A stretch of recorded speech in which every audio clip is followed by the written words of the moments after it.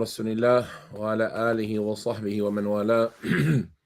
اللهم علمنا ما ينفعنا وانفعنا بما علمتنا وزدنا علما إلى علمنا. فإنشاءالlah we'll continue with reading. We'll continue with reading from the book known as Al-Awsat fi Sunani wal Ijma'i wal Ikhtilaf, the medium-sized book that has to deal with the Sunan and the consensus and the disagreement, as was authored by Abu Bakr Muhammad ibn Ibrahim ibn al-Mundhir rahimahullah ta'ala, who died in the year 318 after the Hijrah.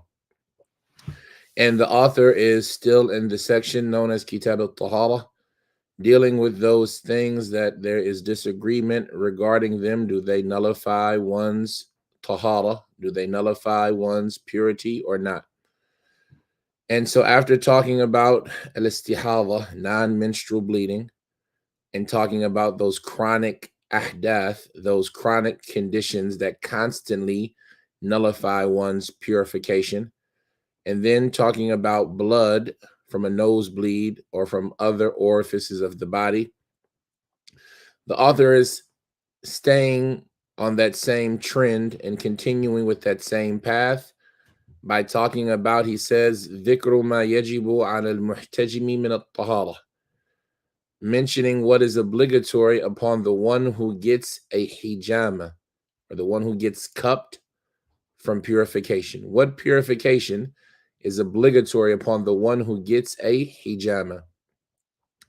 And al-hijamah in English is bloodletting or getting cupped. And that is that an individual has small needle pricks poked in his skin in various locations of his body, after which they light a piece of paper on fire and let it get extinguished inside of a cup on top of the area where those pin pricks were made, creating a vacuum. And once that vacuum is created, it starts sucking out the blood, or it starts vacuuming out the blood from those veins that were pricked, removing the old blood that is in that location. And it has its medical benefits, and it's an historic practice that is well known in many cultures. And in Arabic, we call it al-hijamah, getting bloodlet or cupping. And so if an individual gets this hijamah, then what is obligatory upon them from purification? What purification do they have to make if they get hijamah? Is it something that's similar to menstrual bleeding that requires them to make a ghusl?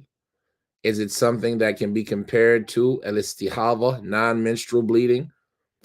Is it like a nosebleed?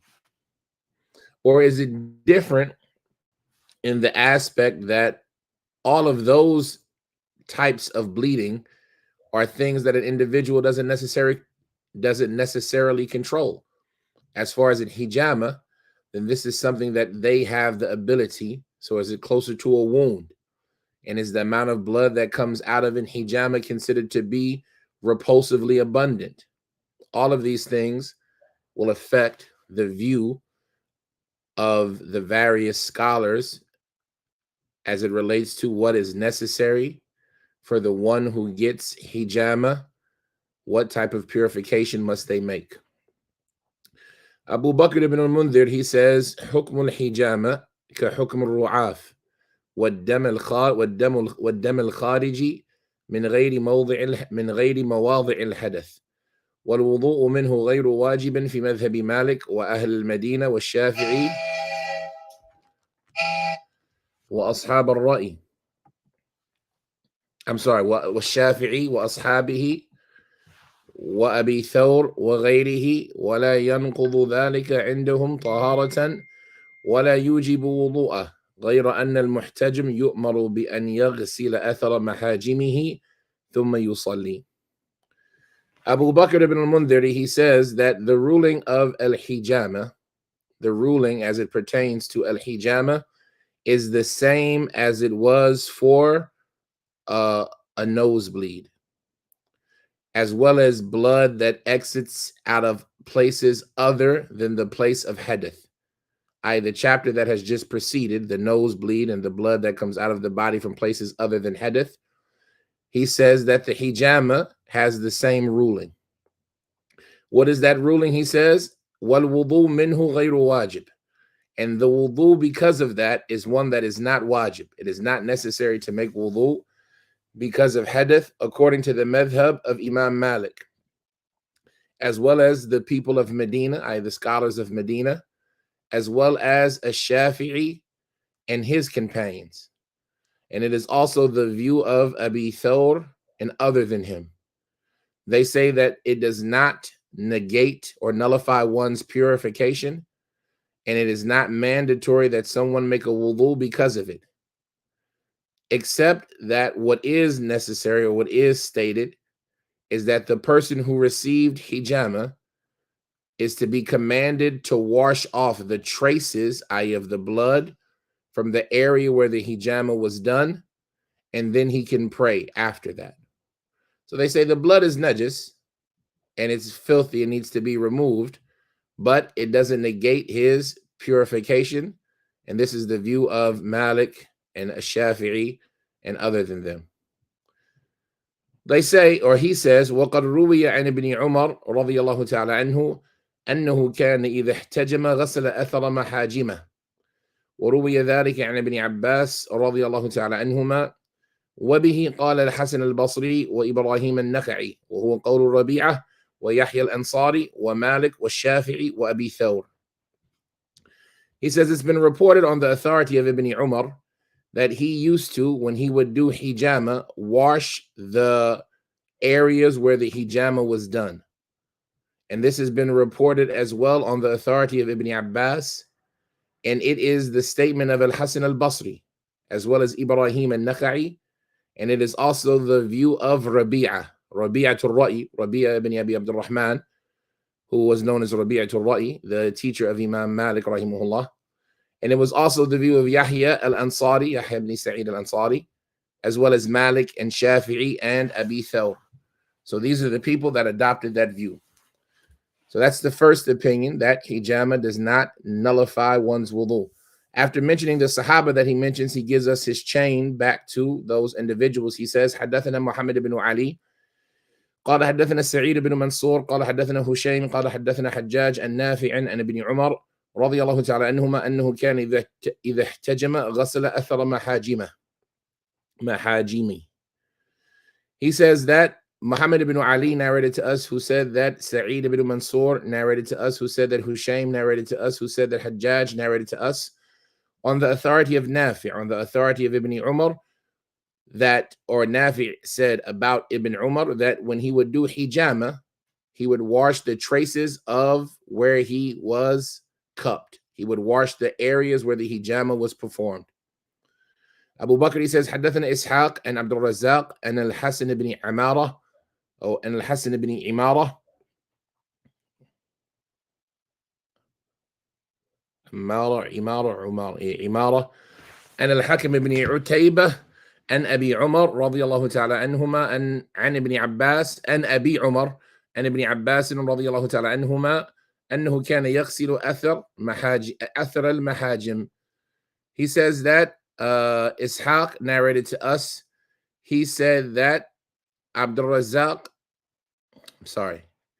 Abu Bakr said that Ishaq narrated to us on the authority of Abdul Razak, on the authority of Al-Hasan ibn Amara. Al-Hasan ibn Amara or Imara or Umar. I think it's Imara.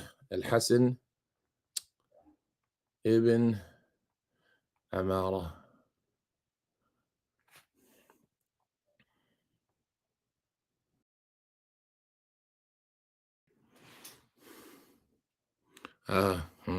Al-Hasan ibn Umara ibn al-Mudarrab. Al-Hasan ibn Umara ibn al-Mudarrab al-Bajli Mawlahum Abu Muhammad from Kufa. He was the Qadi of Baghdad, was somebody who his hadith were abandoned. He was from the 7th level, and he died in the year 53, i.e. 253. 153. He died in the year 153. Now, he died in the year 153.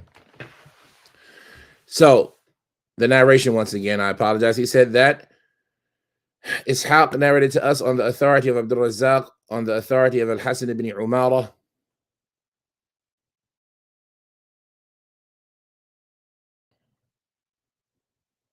Now, on the authority of Al-Hasan ibn Umara, on the authority of Al-Hakim ibn Utaybah, on the authority of Abi Umar, on the authority of Ibn Abbas, radiyallahu ta'ala anhuma, that he used to wash the traces of where he would get hijama done.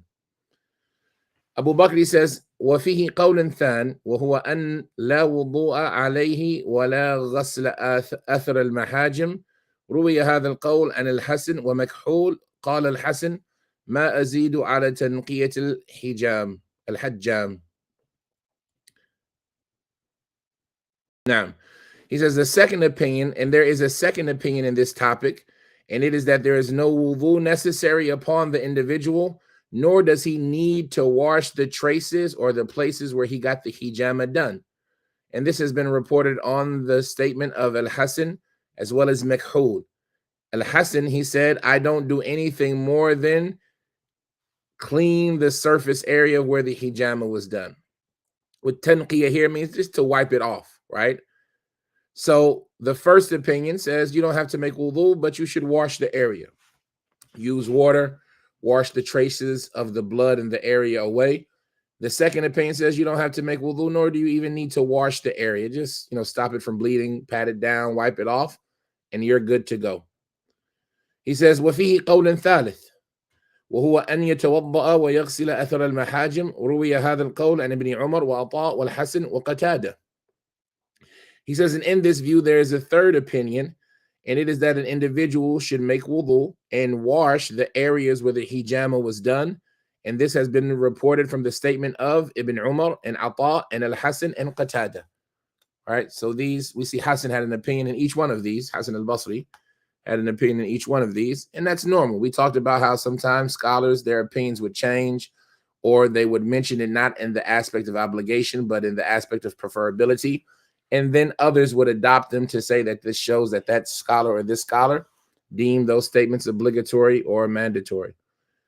So he says, وَكَانَ أَحْمَدُ بْنُ حَنْبَلْ يَقُولُ يَتَوَضَّأُ مِنْهَا وَمِنْ رُعَافٍ وَمِنْ كُلِّ دَمٍ سَائِلٍ. وقال حديث مصعب بن شيبة حديث منكر وأصحاب الرأي يرون منها الوضوء ويغسل موضع المحجمة. So he mentioned the people who had this view, Ibn Umar and Ata and Al-Hasan and Qatada. And he said, and likewise, Ahmed ibn Hanbal, he used to say, the person should make wudu because of it, because of hijama, as well as a bloody nose or a nosebleed, and from any blood that pours out of the body. He said, in Mus'ab, the hadith of Mus'ab ibn Shayba is one that is munkar. A munkar hadith is a weak hadith. In addition to being weak, it is contradicted by an authentic hadith. So it has two faults. One, it is contradicted by something that is more authentic. And in addition to that, it is weak as well. So this is one of the stronger or one of the more popular definitions of what is meant by a munkar hadith. So Imam Ahmed is talking about a hadith of someone in this topic, and he says the hadith of Mus'ab ibn Shayba is one that is munkar. And I believe that's the Sahabi who got struck with the arrow while making salat. But we'll see. I'm trying to remember, is that him or not? Mus'ab ibn Shayba, very quickly so we can know as we go forward. Mus'ab ibn Shayba. Mus'ab ibn Shayba. Why not? The hadith of Mus'ab ibn Shayba. There we go. Mus'ab ibn Shayba ibn Jubair ibn Shayba ibn Uthman ibn Abi Talha ibn Abdul Uzza ibn Uthman ibn Abd Dar al-Qurashi al-Abdari al-Makki al-Hajabi. He narrated on his father Shayba ibn Jubair ibn Shayba wa Talq ibn Habib. So no, it's not a Sahabi. He is from the Tabi'een or Atba' Tabi'een, from the Atba' Tabi'een. وعتبة ويقال عتبة بن محمد بن الحارث ومسافع بن شيبة الحجبي وأبي حبيب بن يعلى منية وعمة أبيه صفية بنت شيبة. روى عنه ابنه زرارة بن مسعب. قال أبو بكر الأثرم and Ahmad ibn Hanbal روى أحاديث مناكر. Imam Ahmad said his hadith are munkar, generally speaking.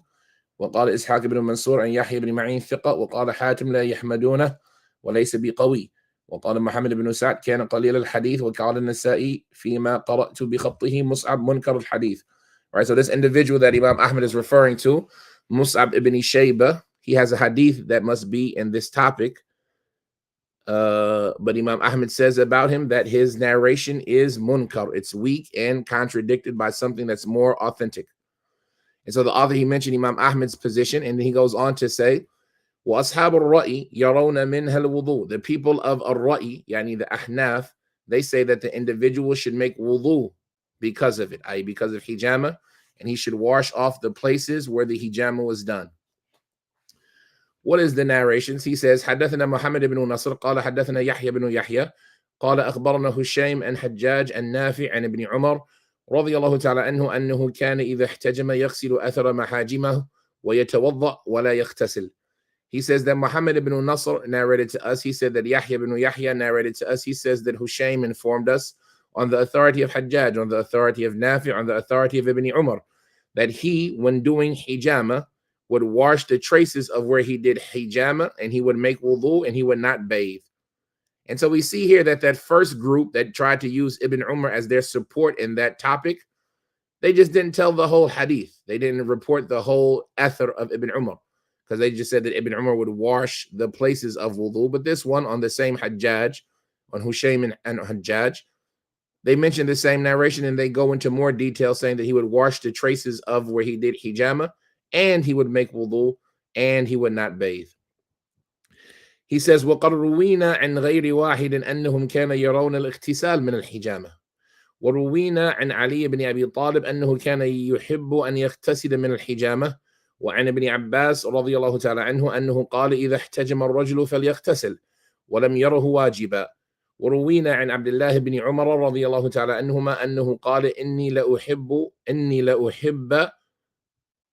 لأحب أن أغتسل من 5 من الحجامة والموسى والحمام والجنابة ويوم الجمعة. وكان الضحاك بن مزاحم يأمر بالاغتسال من الحجامة وكان مجاهد يغتسل منها. Here the author mentions a fourth opinion. So the first opinion is you don't have to do any purification other than wash the traces or where the areas that hijama was done. The second opinion is you don't need to do anything, even wash the traces. You don't have to do that. Just wipe it off and keep it moving. The third opinion is that you need to make wudu and wash the areas where the hijama was done. Here, the author mentions a fourth opinion. He says, and we've been reported to from numerous different individuals that they used to see it, they used to deem a bath, i.e. suitable or necessary for hijama. They would say take a bath if you make hijama. And we've reported this on the authority of Ali ibn Abi Talib, that he used to love to bathe after hijama, as well as on Ibn Abbas radiyallahu ta'ala anhuma, that he said if an individual makes hijama, then he must take a bath. But he didn't see that to be something that was wajib. It's mustahab to take a bath. And we reported this as well, and we reported as well on the authority of Abdullah bin Umar, that he said, indeed, I love to bathe because of 5 things. Because of hijama, or because of shaving, or because of sitting in the bathhouse, al-hammam, right? Taking a bath, sitting in the bathhouse. He would like to bathe after that, as well as sexual impurity and on the day of Jumu'ah, right? So these 5 things are things that Ibn Umar would love to bathe after. He says, Abu Bakr and Al-Dhahak ibn Muzahim, he used to command that an individual bathe after making hijama, and Mujahid would take a bath after making hijama. So this is the fourth opinion about hijama. He says, mentioning some of the narrations, he says, حدثنا إسحاق and Abdul Razak and Al-Thawri and Al-A'mash and Mujahid and Ibn Umar رضي الله تعالى عنه أنه قال إني لأحب أن أغتسل من خمس من الحجامة والموسى والحمام والجنابة ويوم الجمعة. He says that Ishaq narrated to us on the authority of Abdul Razzaq, on the authority of Al-Thawri, on the authority of Al-A'mash, on the authority of Mujahid, on the authority of Ibn Umar radiyallahu ta'ala anhuma, who said that indeed I love to bathe because of five things. From Hijaamah, because of Hijaamah, and because of shaving, and because of the bathhouse, and because of sexual impurity, and because of the day of Jumu'ah. He says, حدثنا إسحاق and Abdul Razzaq and Israel ibn Yunus and Thuwair ibn Abi Fakhita and أبيه أن عليا رضي الله تعالى عنه كان يحب أن يغتسل من الحجامة. He says that Ishaq narrated to us on the authority of Abdul Razzaq, on the authority of Israel ibn Yunus, on the authority of Thuwair ibn Abi Fakhita, on the authority of his father, on that Ali radiallahu ta'ala anhu, he used to love to bathe because of making a hijama. He used to love to bathe after making a hijama. Abu Bakr, he says, وحدثونا عن محمد ibn Yahya قال حدثنا عبيد الله بن موسى عن إسرائيل عن أبي إسحاق عن سعيد بن جبير عن ابن عباس رضي الله تعالى عنهما أنه قال إذا احتجم الرجل فليغتسل ولم يره واجبا. Abu Bakr says, and they've also narrated to us, i.e. numerous of my teachers, but he made them unidentified. He said they've also narrated to us Muhammad on the authority of Muhammad ibn Yahya, who said that Ubaydullah ibn Musa narrated to us on the authority of Israel, on the authority of Abi Ishaq, on the authority of Sa'id ibn Jubair, on the authority of Ibn Abbas radiyallahu ta'ala anhuma, who said if a person does hijama, then he should bathe. But he didn't consider it to be wajib. Abu Bakr, he says, وَقَدْ ذَكَرْنَا فِي مَا مَضَى أَنَّ مَنْ تَطَهَّرَ فَهُوَ عَلَى طَهَارَتِهِ إِلَّا أَنْ ينقض طهارته كتاب إلا أن ينقض طهارته كتاب أو سنة أو إجماع. والجواب في الحجامة كالجواب في الرعاف ولكن يغسل أثر المحاجم لأن إزالة النجاسة عن البدن تجب إذا أراد الصلاة. Abu Bakr says, bringing to a summary and to a close all of these opinions, he repeats what he mentioned earlier. He says that we've already mentioned in what has transpired that whoever makes a purification, then his purification remains unless there is something that the book, the sunnah, or consensus proves that it invalidates his purification. And the response regarding making hijama is the same as the response as a nosebleed, i.e. there's no obligation of purification because of a nosebleed, so there's no obligation of purification for making hijama. So an individual doesn't have to make wudu, let alone a ghusl. But Abu Bakr ibn al-Mundhir, he says, but the individual should wash off the places where the hijama was performed, because removing najasa from his body is something that is obligatory for the one who wants to make salat. Removing najasa from his body is something that is obligatory for the one who wants to make salat. And now, I think I need to make a correction. I'm not sure what I said the other day. Did I say that there's a mentioning of a consensus that bleeding nullifies the wudu? And I attributed it to Imam Ahmed. If so, I think that might be a slip of the tongue. What was meant to say is that there's mentioned that there is a consensus that blood is najis when it is abundant. And this is what was mentioned by Imam Ahmed, that the blood, the flowing blood, is najis. Al-ijma' ala najasati dam.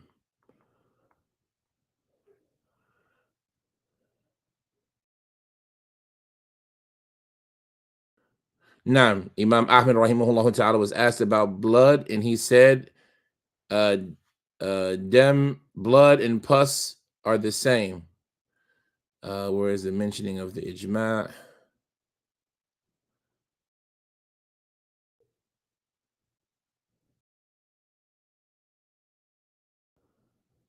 Now, وَقَدْ نَقَلَ الْإِجْمَاعِ, and indeed the consensus about this affair has been transmitted. Indeed the consensus, there has been transmitted a consensus of the scholars regarding the najasa of blood, that blood is najis, all of it. A large number of scholars, and we've mentioned from them Imam Ahmed and Nawawi and Ibn Hazm and Ibn Abdul Barr and Qurtubi and Ibn Rushd and Ibn Hajar and other than them. Naam. So I think that might have been الدم لم يختلف فيه الناس. So if I said the other day that there's a consensus that blood nullifies the wudu mentioned, then that was a slip of the tongue and that was an error. Instead, what I meant to mention is that there's a consensus about blood being najis. And some of them mentioned that there is a consensus that blood is najis. Even though in that issue, there is still some room for debate, but it's not the issue of does bleeding nullify the purification, because we've seen from the madhab of Malik and the madhab of Shafi'i that it doesn't. In any circumstance, Abu Bakr ibn al-Mundhir is saying that an individual, if they have hijama, they don't need to make tahara, other than that they should wash off the places where the hijama was done, because removing the najasa is something that is obligatory, and removing the najasa from the body is something that is obligatory for the one who wants to offer salat.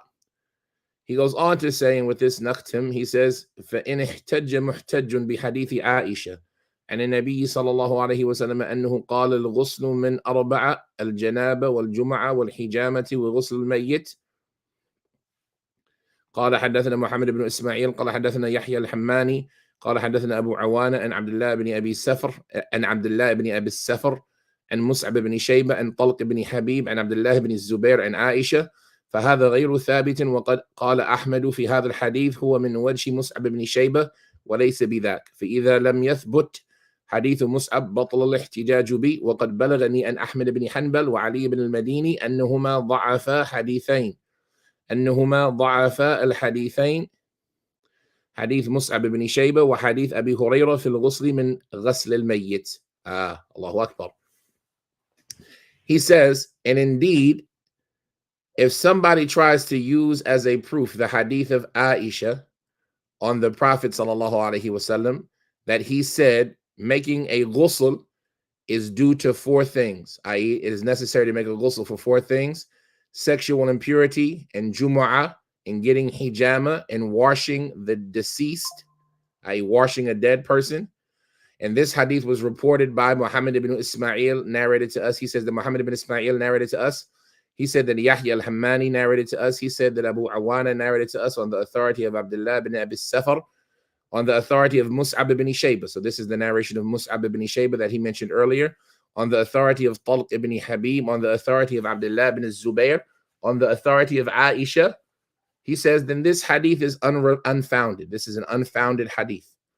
And indeed, Ahmed, rahimahullah ta'ala, he said regarding this hadith that it has come from the chain of Mus'ab ibn Shaybah, and he wasn't all that. He says, فَإِذَا لَمْ يَثْبُتْ, so if this hadith is not established, if the hadith of Mus'ab is not established, then it is false, and it is not valid to use it as a proof.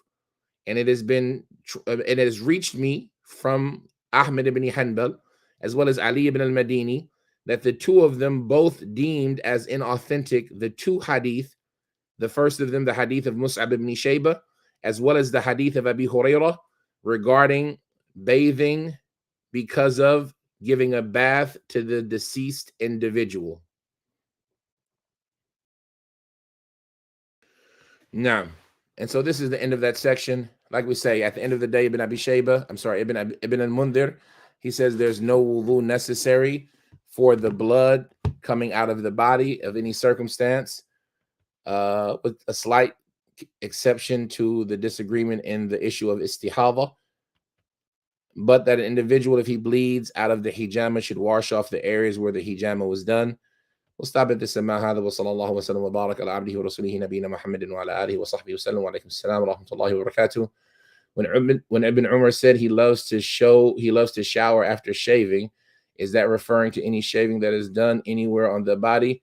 Al-Musa, The narration says al-Musa, it's the blade, right? It's the blade. And I don't know it to be other than shaving of the hair. I don't know it to be other than the shaving of the hair of his body, but it could also be the shaving of the private.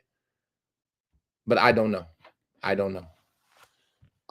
But the generality, let's see if we can find uhibbu. Let's go here. I'll see if I can find it for you real quick before I log out.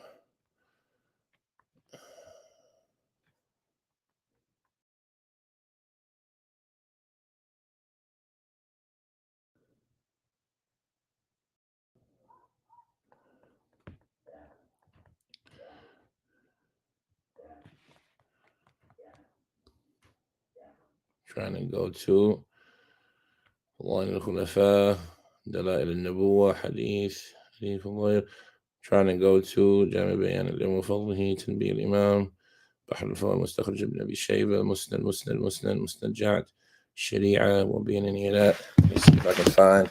As far as I know, it's the shaving of the hair because that's where they would put the razor. As far as the underarm hairs, then they would pluck them.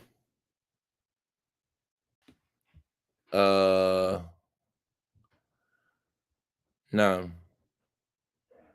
Musa. Like I say, as far as I know, it would be the head. And in any circumstance, it's not something that he mentioned as being obligatory, but more so as a way to clean the body. And we know this when we get our haircuts or when we shave. Most of the time, the first thing I do is take a shower, just because those small hairs are now all over your body, and it's an easy and a nice way to get them off. Gharib al-Hadith, he says, في أخفافها والموسى الرميض الحار. No. والموسى بيده ففزعت فزعة عرقها والموسى بيده والموسى. I remember the first time I read it, I thought that it meant shaving. I mean, like the blade that's used to circumcise. But it was later clear that was meant by it shaving. So Allah knows best. It doesn't include every type of shaving, but in any circumstance, it's not something that he was saying was obligatory. It's just something that was preferable. So when I shave my private area or my head or anything like that, and if a woman shaves her legs, I would assume that most of us, would see the recommendation of, hopping in the shower after that to remove the traces off of all of those small hairs off of our body. Wallahu ta'ala alam. Wallahu ta'ala alam. Subhanaka Allahumma bihamdika ashhadu an la ilaha illa anta astaghfiruka wa atubu ilayk.